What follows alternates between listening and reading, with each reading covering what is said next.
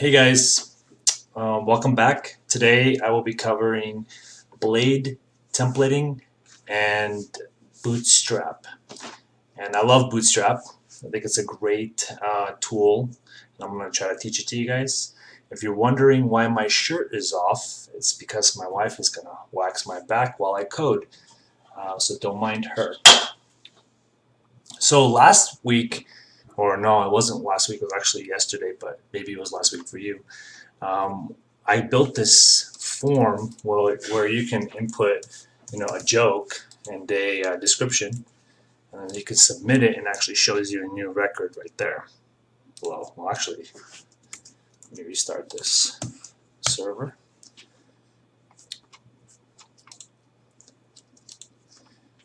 Refresh. Continue. This page has expired. No worries. So the way that posts work, so let's log in here. Bob at me.com.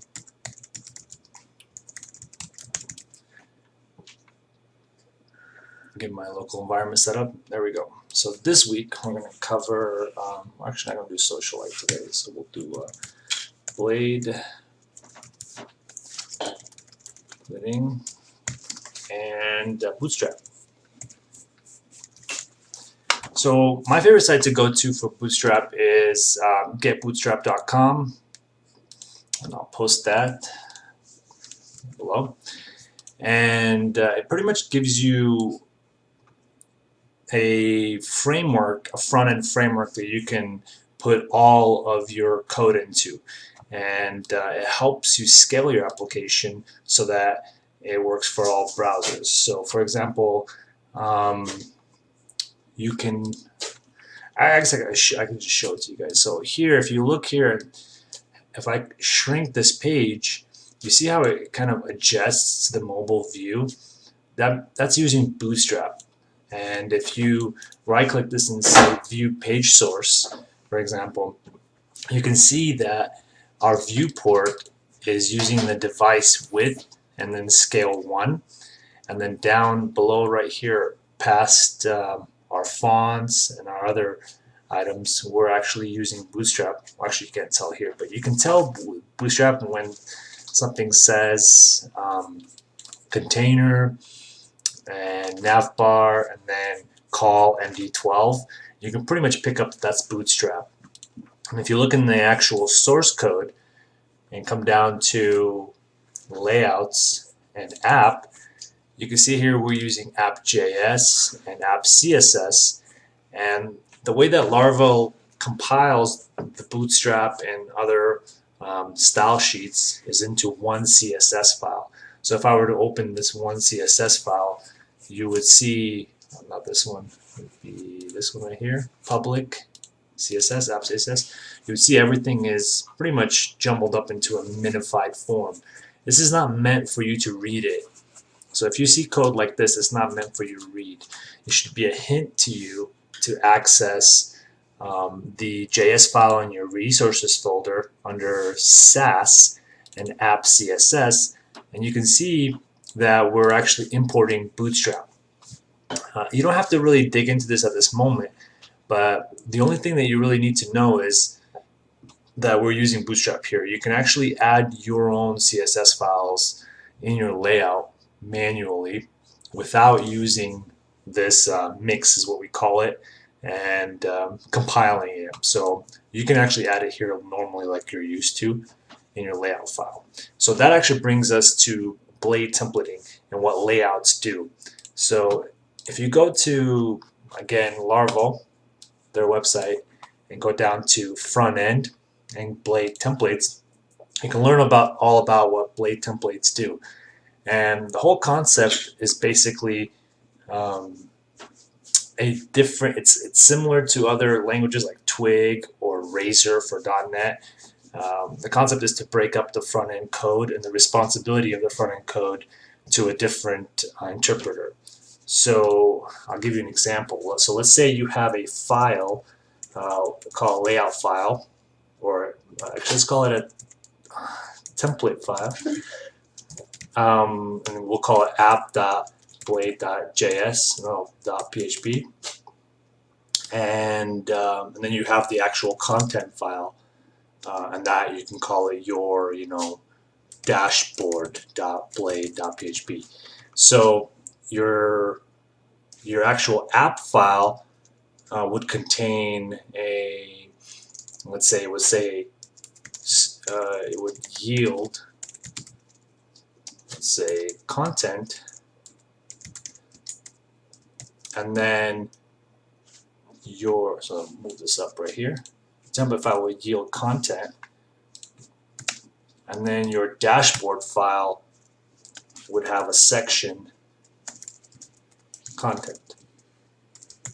So to show you how this works, we can actually build our own. So let's do that. So under Views Layouts, we'll say New File, and we'll have it say app2. Well, actually, we'll have example.blade. Maybe not. Let's do template.blade.php, right? And here we can say, like the HTML, head, title, my template. Or maybe even you purchased a theme, excuse me, and body, booty, and here you can say like this is so like that. And then that would be a layout. And then in your view, maybe you created a new Blade file and you called it, homepage.blade.php. So from your template, your homepage will extend, say add extend, say layouts.template, and then actually, I wonder if it's extends or extends. Extends, yeah, it was right. So it extends template, and then we could say add section, content, or even body, for example. I would just say content, and then you could say at end section. You would say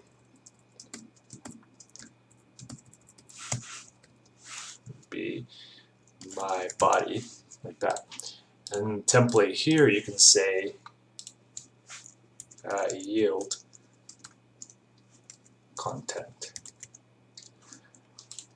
So your template, in your template, you can say here will go the dynamic content, and maybe here we can allow users to put their scripts, and then maybe here we can yield to maybe CSS, for example.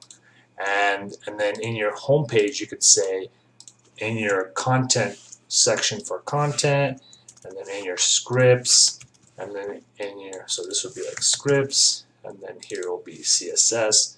Here you'll be able to add your link, and then here you'll be able to add your actual script.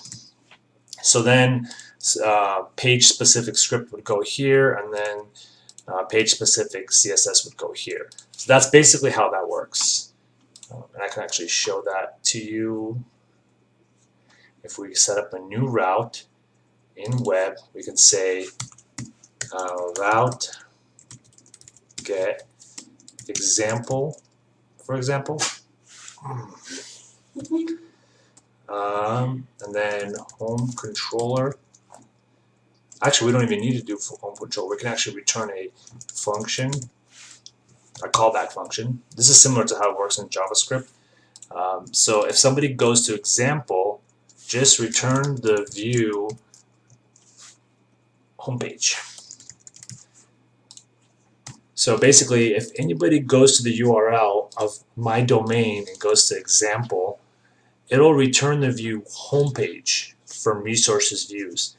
And then once homepage is opened, it'll extend layouts template, which is right there, which actually is broken right there, layouts template, and then inside of the CSS of layouts template, it'll place a link.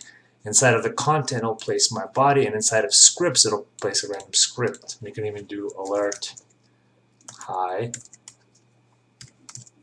here as an example that it works. So let's try that. In our jokes inventory, let's try example. Go, boom, boom. So it says my body. So if you look at the actual source code, you can see HTML head, link got posted, body got posted, and script got posted. So it basically compiles your template and it merges the page into the template, your dashboard page into the template. If you can't take me seriously right now, I can make another video, but it's okay. Let's move forward. So that's how it works. I don't need this template, but if you were to take a theme, for example, which we plan to do in the future, and integrate it into your system, rather than, we can actually do that right now. If you'd like, we can actually not purchase a theme, but we can find a free theme and then integrate it into our system so that we're using the new template so that it looks good. But before we do that, I want to show you Bootstrap, and maybe next video we'll actually find like an open source theme and we can integrate it into our system so that we can say like, hey, this is our theme, this is our app, and we can just use it as is. So okay, so that's Blade templating. You can learn a lot more about it here, and you can learn all the different syntax. You can also do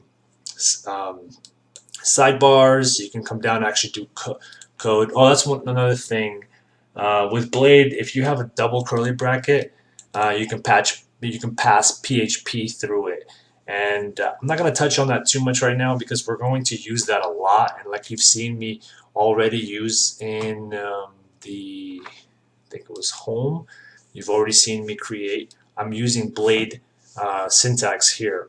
And Blade syntax is basically front-end friendly PHP code. So if you can see here, this is the same as a normal for each, and PHP would be like this, like that. But instead of doing all that, you can do it front-end friendly so that your front-end developers on your project can code and build the page without having to know a lot about PHP. I mean, they still should know PHP, but it's not a requirement here. As you can see, you can build a full template without it. When it comes to here, you can have your back-end developers come in there and kind of fill in that data. At agencies or at companies, usually people specialize either in front-end or in back-end. You'd be like, because there's just so much to know with front-end and there's so much to know with back-end. It's not very easy to know at all or to do it all efficiently. So usually people specialize. So if you're more interested in back-end code, then you're here on the controller side. If you're more interested in front-end code, then you're here on the Blade side. And it's okay. You don't have to be good at both. I'm not good at both. I know the back-end aspect of it, and then the Bootstrap and all the HTML side of it, I really just use themes, or I try to do it myself, but I don't usually build front-end assets from scratch. If I ever did, you'd laugh at me. It'd be kind of embarrassing. I just leverage existing tools. That's why you saw me create a table here and utilize all the CSS that was created here, all the classes that was created here, and I can code faster this way. If I had to sit there and actually create all the CSS classes myself and define all the pixels and all the padding, this tutorial would be hours long. But I don't have to do that because other people have worked on this. Other people like Bootstrap who have taken the time to create all kinds of libraries for us to use. For example, the grid system. The grid system is an amazing feature from Bootstrap that you can leverage to basically organize your page on columns. So to give you a little rundown, the grid system is basically a 12 column system where you can place your content on your page. For example, this is my card body. Let's go above it. I can actually add a new div. And I can say hi here, right here. Let's go. We don't actually have an example anymore, so let's just go right back to home. So you can see here on home, you can see I have hi right in the middle, right? I just have a div and hi in the middle. With Bootstrap, I can say class column hyphen medium 12. So that's 12 columns wide. So now it aligned it, left aligned it. Now let's say I have another one right here. So let's actually duplicate this effort right here. And I say I want 6 here and 6 here. And if I come back over here, you can see I have hi and hi. So on this side is this. And the advantage here is it actually works on smaller devices, and then it actually drops down below it in a cascading manner. So like that. So you have 6 and 6. Let's say I wanted to do 3, 3, and then 3, and then 3. So that should be all across like that. So they have hi, hi, hi, hi. So that's the advantage of Bootstrap. They already did all this work for you, and it comes out of the box, so you can quickly stylize and position all of your elements on the screen. Let's say when you shrink the screen, I didn't want these to collapse underneath each other or break down. You can change this to XS, which is extra small screens, basically saying I want you on an extra small screen, I want you to position these columns like that. So on an extra small screen, it'll position them all next to each other. And it still works for the larger ones. However, it makes them really small, so you have to kind of consider it like in the right context, right? So how it works. So right now, it kind of shrunk them all together like this, XS. So you can actually look, right-click and inspect, and Chrome will actually show you how it's all styled. So there you go. The next advantage of Bootstrap, besides the grid system, is a lot of the buttons and a lot of the basically assets they provide. For example, you saw me use tables. These are tables here. It already stylized this table. You saw me use a button once. I can actually show you kind of the power of a button. So let's say I have here I have a button, a standard button, and say this is a button.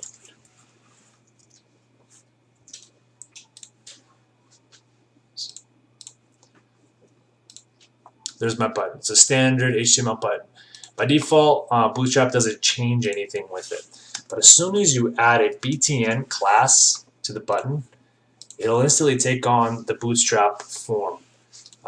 And then if you add, so this is the base class, which is like the base settings of the button. Then you could say, okay, well now make this button a primary button.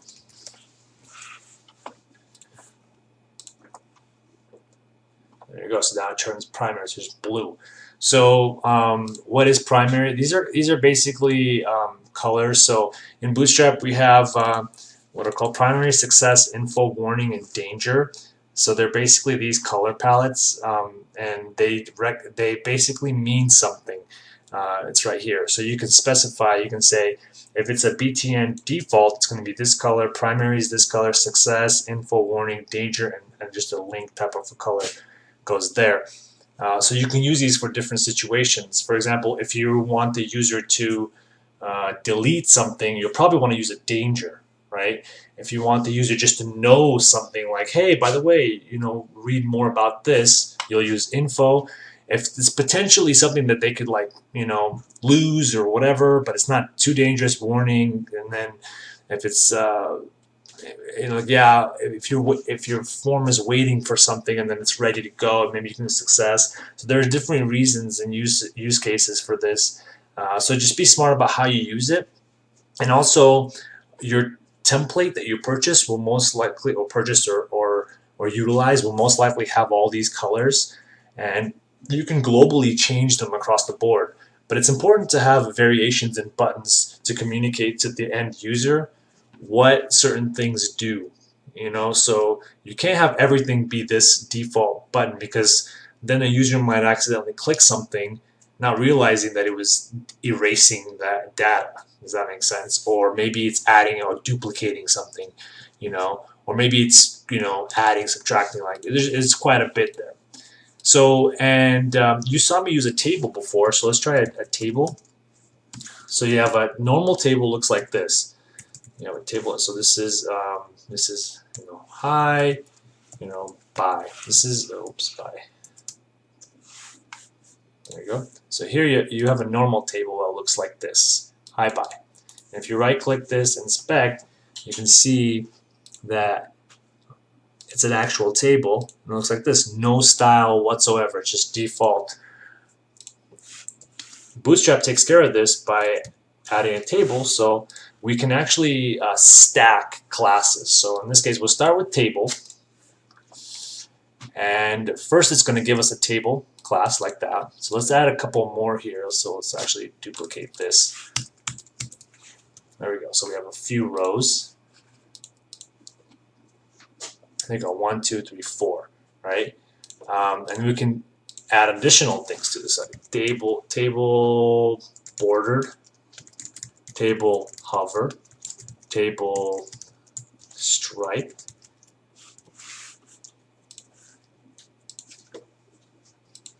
So now it stripes it, it added a border to it, and then it had like a hover effect to it. So we stacked all of these things really quickly. So that's kind of what I did right down here when we viewed all the jokes. So how can we make this better? You saw me also do the same with the form. I took Bootstrap's already created form, so we can actually take this now and see this is an ugly default form, and we can replace it with a nice form. So let's grab this form right here, cut it, and replace our existing form with a proper one. So we still need action post like this. We still need our cross-site, you know, cross-site scripting attack defense. We still need our joke title name, so name, maybe not value. So we'll say type, like that. We'll say type text.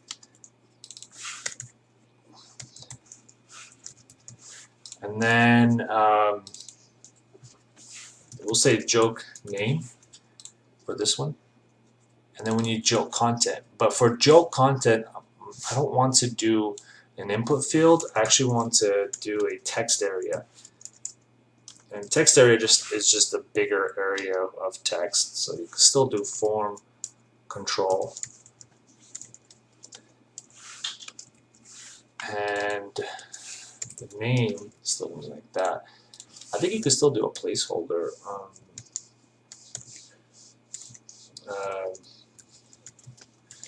Something.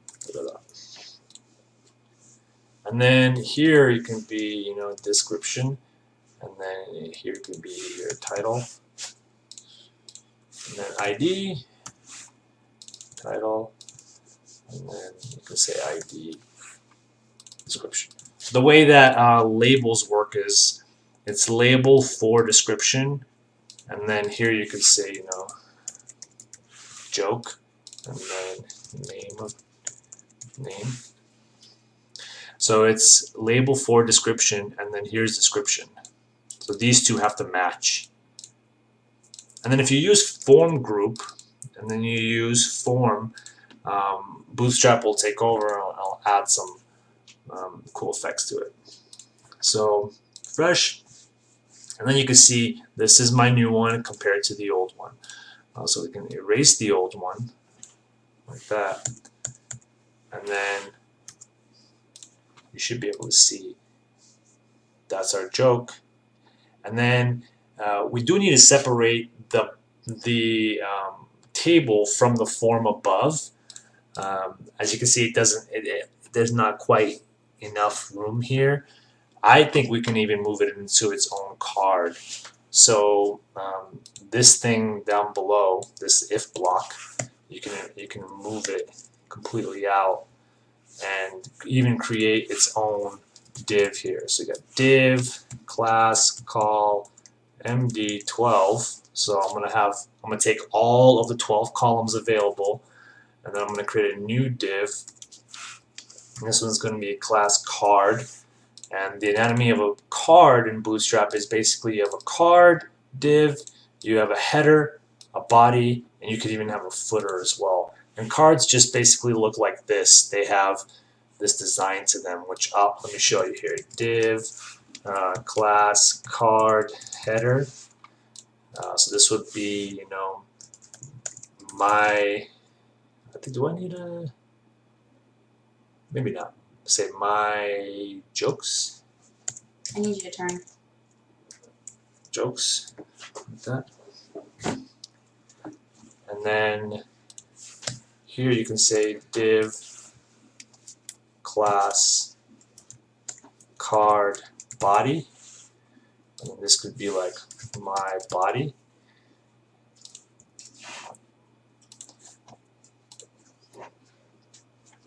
So, and then let's add a little bit of a style here, margin top, let's say like 50 pixels. So I added some, you know, space between the bottom and the top. So here's my jokes. So this is the anatomy of a card. Basically, it's got a header, body, and the footer looks just like the header except it's upside down. You can have it for other random things, but this is pretty much what I need here. And then instead of using a card body, you can actually also remove this and add a table, which I think I already did the work there. Paste that and refresh. So now you should see all my jokes appear down below. I could also put it inside the body to make it look a little better.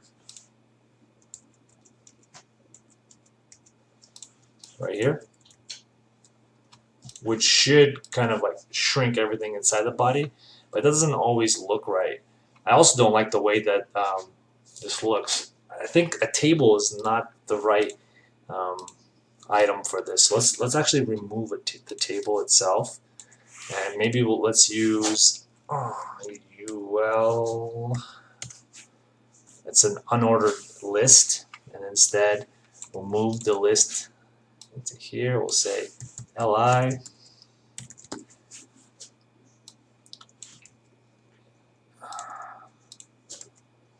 Let's move this out into list item. Like that. So we'll just use a list because it really is just a list. It's not a table. It looks like this. Now the lists are also here, so you could say list group. And Bootstrap actually handles list groups. So let's go to Bootstrap and look at lists. Upperclass list, list style. Here we got some list styles. List unstyled and list inline. So you can make it look like this. This is kind of what I think what I'm going for. This one's actually kind of nice too. This isn't bad either. Horizontal DL. Could use that. We could try that. I haven't used this in a long time. So you paste this, and then you grab this bad boy, and then you paste this thing in there, and then you can have your title in the top one, and then you can have your joke in the bottom one, and then you don't need this anymore. You can also grab this from there. I don't even know if you need an if statement here. I think it's fine without it. YOLO, right? So, fresh. So there you go, your title and your joke. So let's add a nice joke. So, walk into bar. This is kind of interesting. So this one doesn't have the style, but this one does.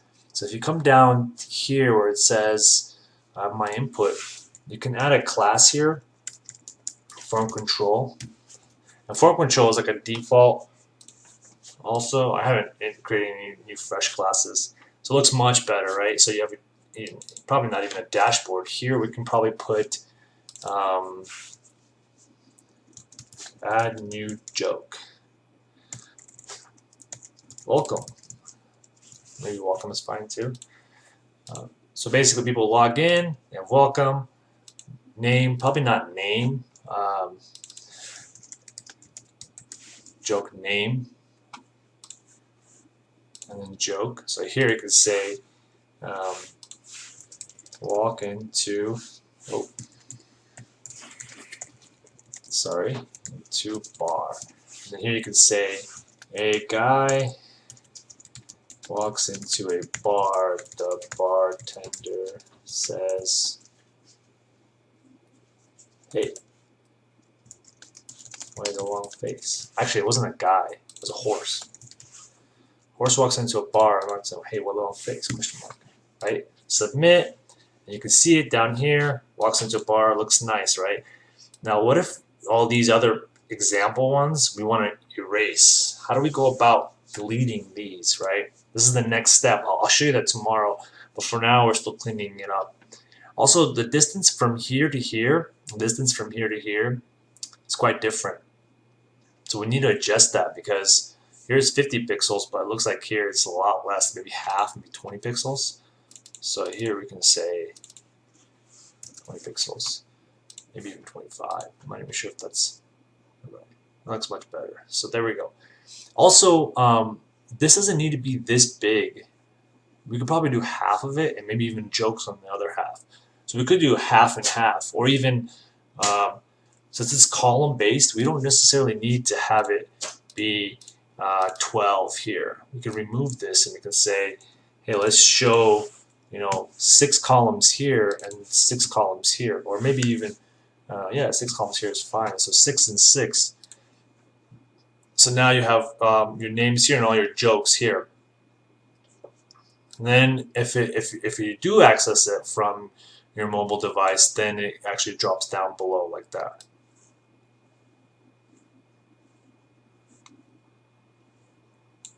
There's still this matter that we need to resolve, but there's our jokes inventory so far. So that's using Bootstrap. It's also using, what was the other thing? Oh, it's also using blade templating, obviously. The one thing that I want to show you also with blade templating is how this populates. Right now, we're populating this from the controller. So the controller is sending information to the blade file, and the blade file then renders it. There is another way to do this. We call it partials. You can have a partial somewhere else. All it is just some content, and then you can import it using asynchronous JavaScript, similar to how widgets operate.